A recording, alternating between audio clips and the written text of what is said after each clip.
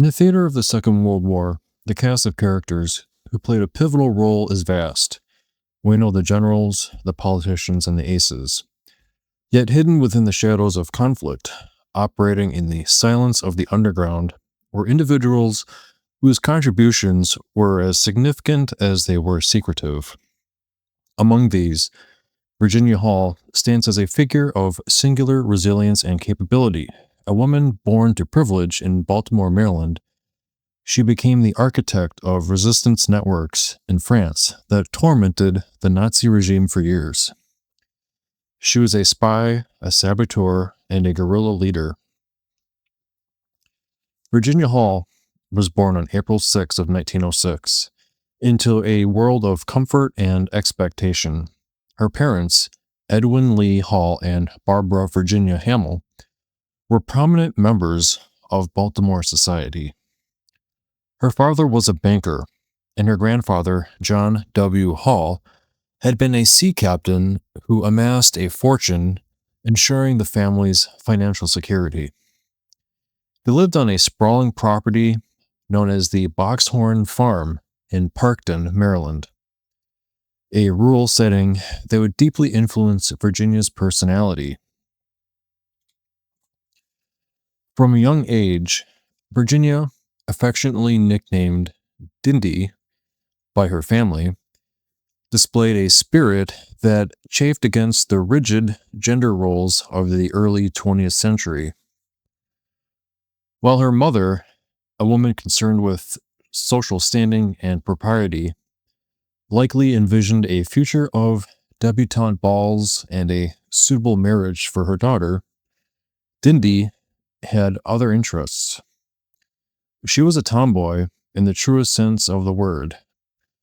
She spent her days on the farm, surrounded by animals. She rode horses, hunted, and explored the woods. Her love for animals was so intense and eccentric that she once wore a bracelet made of live snakes to school, a terrifying prank that signaled her fearlessness and her disregard for conventional ladylike behavior. Virginia's parents ensured she received a top-tier education. She attended the Roland Park County School, a prestigious institution for girls in Baltimore. There, she was not just a student, but a leader. She was elected class president in her senior year and served as the editor-in-chief of the school yearbook, the Quid Nunc. These roles provided an early training ground for the organizational skills she would later use to manage spy networks. She was popular, athletic, and known for her temper, a trait that would later save her during interrogations. After high school, Virginia's academic journey continued at some of the most respected women's colleges in the United States.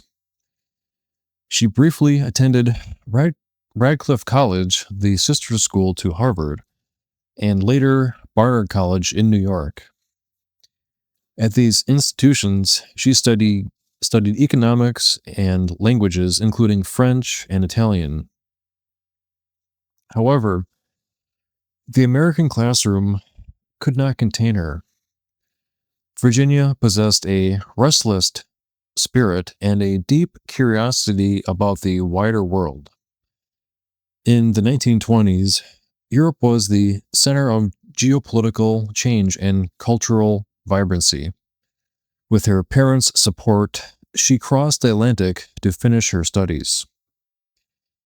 She traveled to Paris, studied at the Consular Academy in Vienna, and spent time in Germany.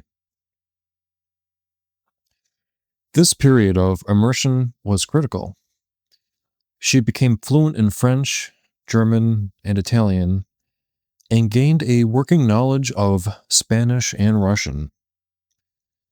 She absorbed the customs, the mannerisms, and the mindset of the European people.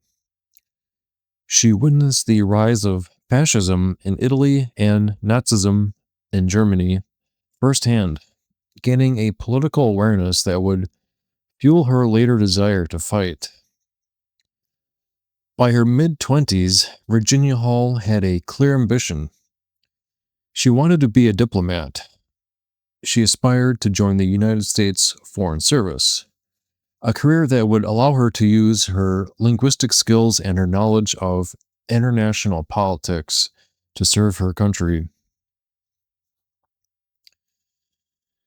However, in the 1930s, the U.S. State Department was an exclusive, male-dominated club.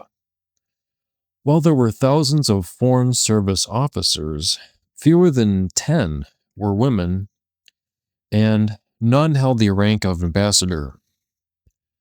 Women were generally steered toward clerical roles, secretaries, code clerks, and assistants, rather than policy-making positions. Virginia accepted a clerical job at the U.S. Embassy in Warsaw, Poland in 1931. She viewed this as a stepping stone, a way to prove her worth from the inside. She later transferred to the consulate in Smyrna, modern-day Izmir, Turkey. She performed her duties, but she continued to study and prepare for the difficult Foreign Service exams. In 1933, while stationed in Turkey, the trajectory of her life changed in a single violent instant. Virginia had retained her childhood love for the outdoors and hunting. One day, she went on a bird shooting expedition with friends in the Turkish marshes. While climbing over a fence or traversing through rough terrain, her shotgun, which she had not properly secured or broken to render it safe, slipped or snagged. The weapon discharged, firing a blast of shot directly into her left foot. The injury was devastating. The tissue damage was extensive, and the environment of the marshes increased the risk of infection. In an era before the widespread availability of antibiotics like penicillin, infection was a life-threatening complication. Virginia was rushed to a hospital, but gangrene soon set in. Gangrene is the death of body tissue due to lack of blood flow or a serious bacterial infection. Once it begins, it spreads rapidly and can be fatal. To save her life, the doctors had no choice. They amputated her left leg just below the knee. Virginia Hall was 27 years old. In the prime of her life, she was suddenly transformed from a young, athletic woman into a person with a severe disability. In the 1930s, society viewed amputation not just as a physical hindrance, but often as a disqualification from active professional life. Her recovery was long and painful. She returned to Maryland and was fitted with a wooden prosthetic leg. Unlike modern prosthetics, which are lightweight and responsive, the limb she received was a heavy, clunky contraption made of wood, leather, and aluminum. It was held on by straps wrapped around her waist and thigh. It was uncomfortable, often causing blisters and raw skin on her stump. Virginia adapted. She learned to walk again. She regained her mobility, though she would walk with a limp for the rest of her life. In a display of dark humor that would become her trademark, she named her wooden leg Cuthbert. Once she had recovered, Virginia returned to Europe, eager to resume her career. She worked at the U.S. consulate in Venice, Italy, and later in Tallinn, Estonia. She applied to the Foreign Service. The State Department rejected her application. They did not cite her scores or her intellect. They cited an obscure regulation from the 19th century that forbade the hiring of anyone with an amputation. The logic was that a diplomat needed to be able-bodied to represent the United States. She refused to accept that the loss of her foot affected her brain or her ability to negotiate. She appealed the decision all the way to the top, even writing a letter to President Franklin D. Roosevelt. But the rule stood. She could remain a clerk, but she would never be an officer. In March of 1939, realizing that her own government would not allow her to advance, Virginia Hall resigned from the State Department. She was unemployed, disabled, and living in a Europe that was teetering on the brink of war. Most people would have gone home to the safety of Maryland. Virginia Hall decided to stay. In September of 1939, Nazi Germany invaded Poland.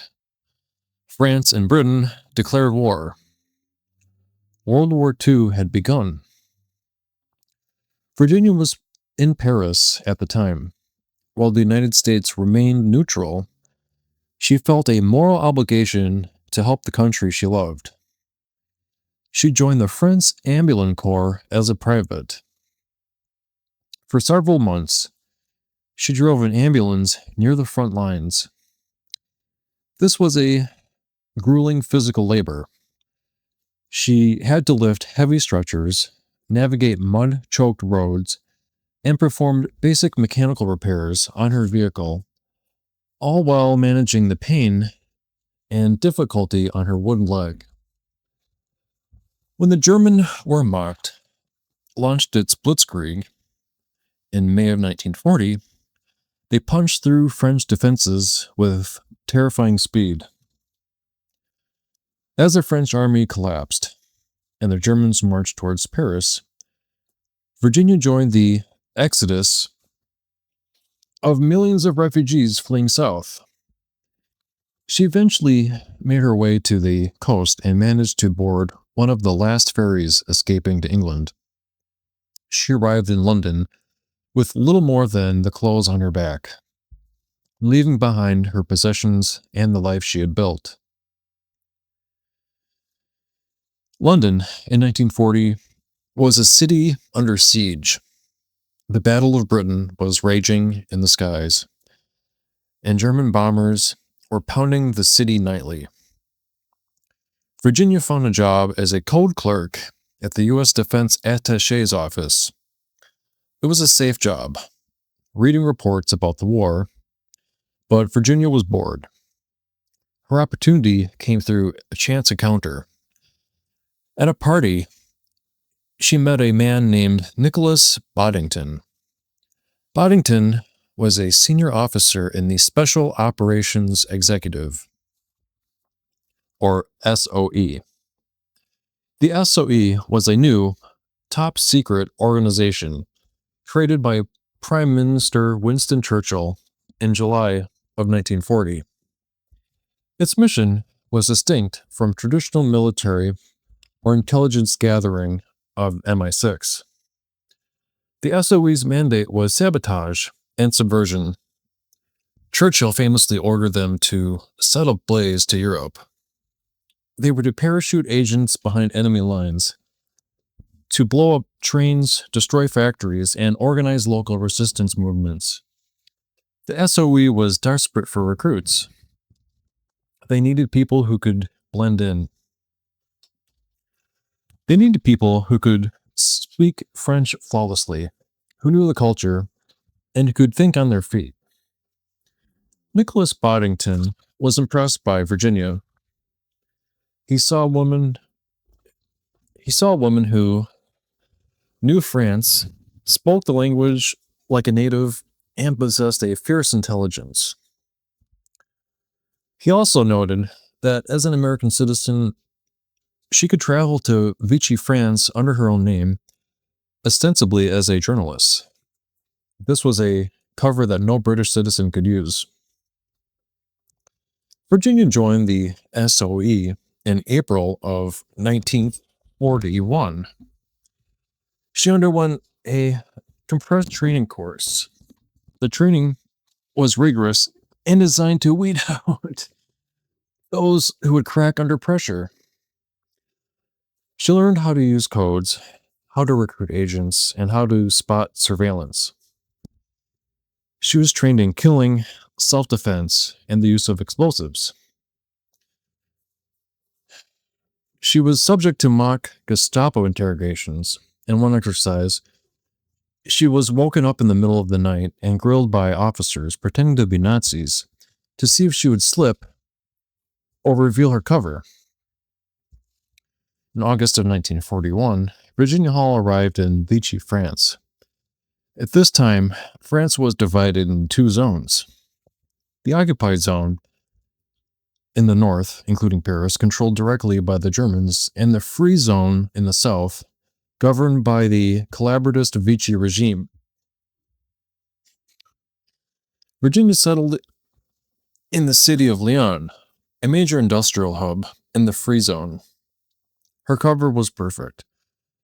She was a porter for the New York Post.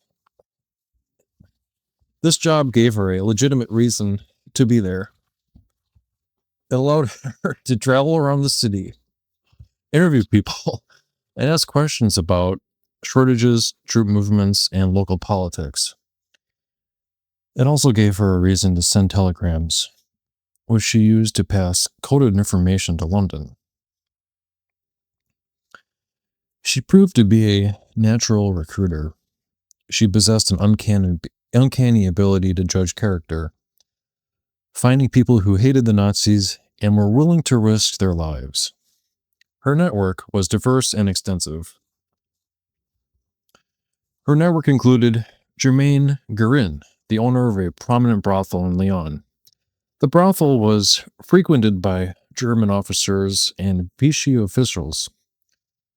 The women working there would listen to the soldiers' drunken boasts and pass the information to Guerin, who passed it to Virginia. Dr. Jean Rosset, a local doctor, used his office as a mailbox for secret messages. He also helped hide refugees in a fake psychiatric hospital, claiming they were too mentally unstable to be interrogated.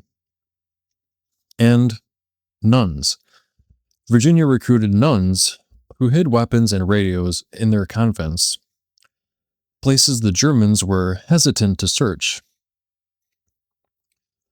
She filed real stories for the New York Post about the lack of butter and milk, which served to highlight the suffering of the French people under German looting.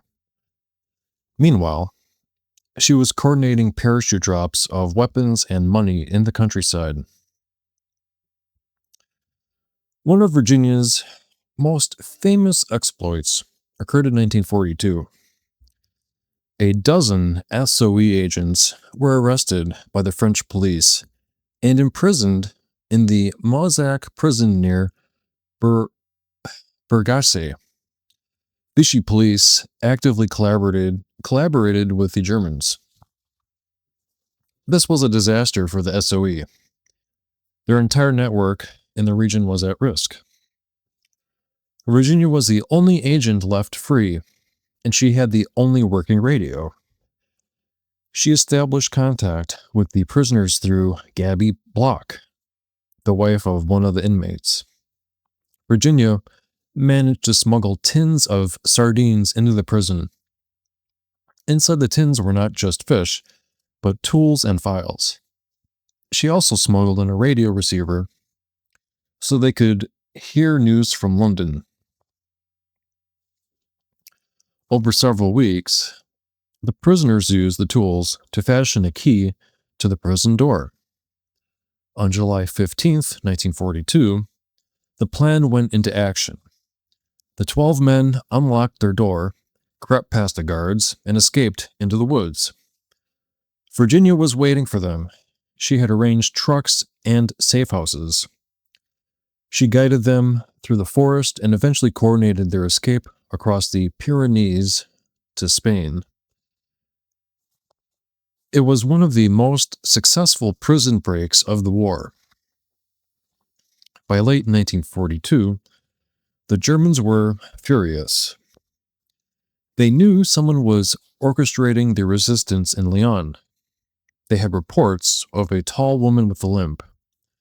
Klaus Barbie, the head of the Gestapo in Lyon, known as the Butcher of Lyon for his torture of prisoners, made Virginia his priority.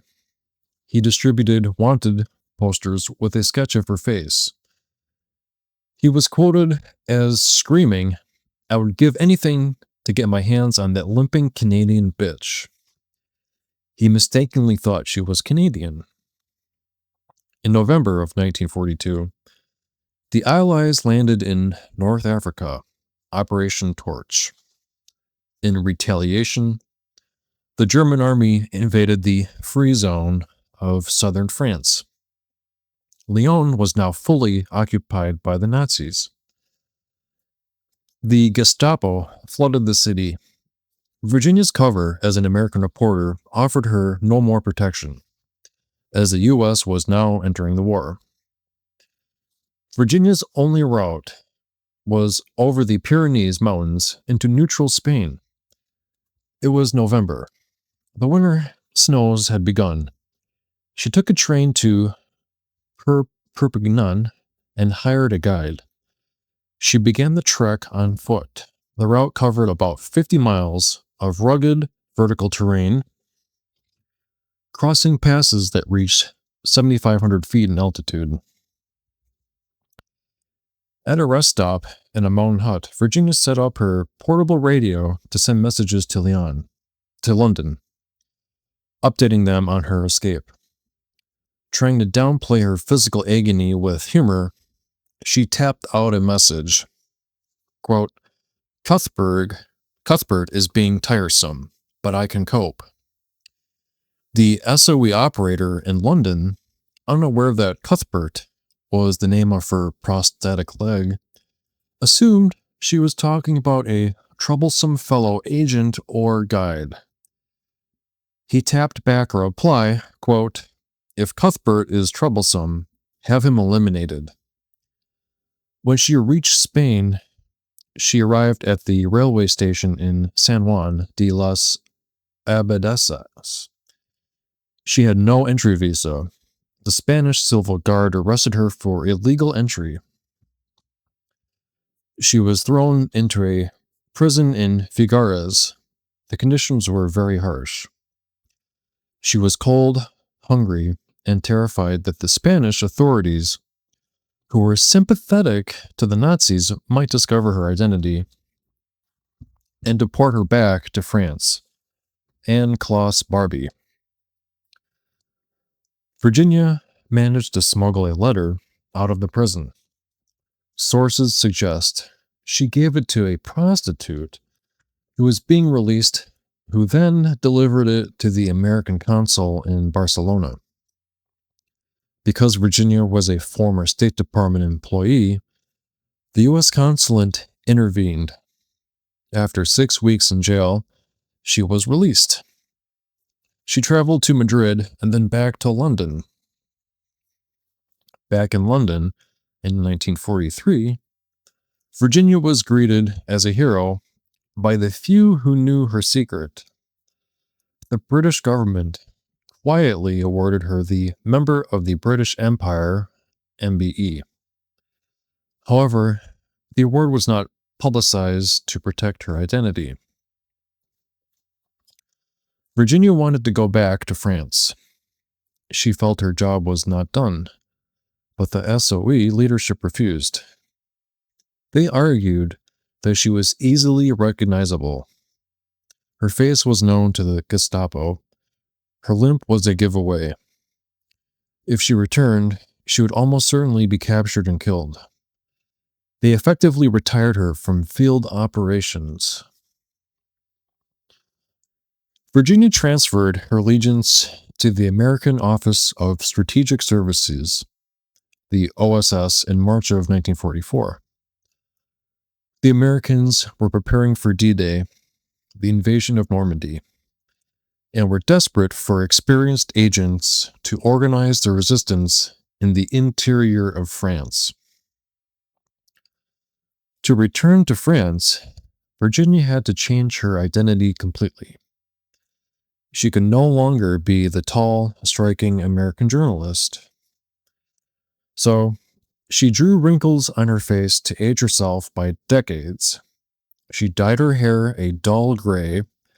She had a dentist grind down her teeth to make them look worn and neglected, mimicking the appearance of a French peasant woman who had lived a hard life. She couldn't hide the limp, so she exaggerated it. She also trained as a wireless operator. This was the most dangerous job in the resistance, with a life expectancy of 6 weeks. In March of 1944, 3 months before D-Day, Virginia returned to France. Because of her leg, she could not parachute. Instead, she crossed the English Channel on a British motor gun boat. Under the cover of darkness, she climbed down a ladder into a small dinghy and rowed ashore on the coast of Brittany. She made her way south to the Haute-Loire region in central France. From this humble disguise, she coordinated a massive military operation. She set up a radio in attics and barns, tapping out messages to London to arrange supply drops. She received canisters of weapons, explosives, and money. She distributed these to the Maquis, groups of armed resistance fighters hiding in the forests. When the Allies landed in Normandy on June 6 of 1944, Virginia mobilized her army. Under her direction, the Maquis in Haute-Loire launched a wave of sabotage. They blew up bridges to stop German tanks from moving north to the battlefront. They cut telephone lines to disrupt German communications. They ambushed German convoys. Her network was so effective that they cleared the entire department of Haute-Loire of German troops before the American army even arrived. When the U.S. forces finally reached the area in September of 1944, they found the region already liberated. During this intense period, Virginia met Paul Galot, a French-American OSS officer who had parachuted in to help train the fighters. Despite an age difference, Paul was younger. In the chaos of war, they fell in love. With the war over, Virginia Hall's extraordinary service was recognized. In September of 1945, General Donovan presented her with the Distinguished Service Cross. Virginia Hall was the only civilian woman in the world in World War II to receive this honor. President Harry Truman offered to present the award in a public ceremony at the White House, but Virginia refused. She was still an active intelligence officer. The medal was presented in a small private ceremony in Donovan's office. In 1947, the OSS was dissolved and replaced by the Central Intelligence Agency, or CIA. Virginia was one of the first women hired by the new agency. She married Paul Galot in 1957. They worked in the same building. Virginia Hall died on July 8th of 1982 at the Shady Grove Adventist Hospital in Rockville, Maryland. She was 76 years old. She was buried in the Druid Ridge Cemetery in Pikesville, Maryland. Her husband, Paul, died 5 years later and was buried beside her. For decades, Virginia Hall's story was known only to a handful of historians and intelligence insiders. She was a ghost in the archives. However, in recent years, the declassification of files has allowed her story to emerge. Today, the CIA honors her memory openly. A training facility at the CIA headquarters is named the Virginia Hall Expeditionary Center. Her portrait hangs in the agency's Gallery of Heroes.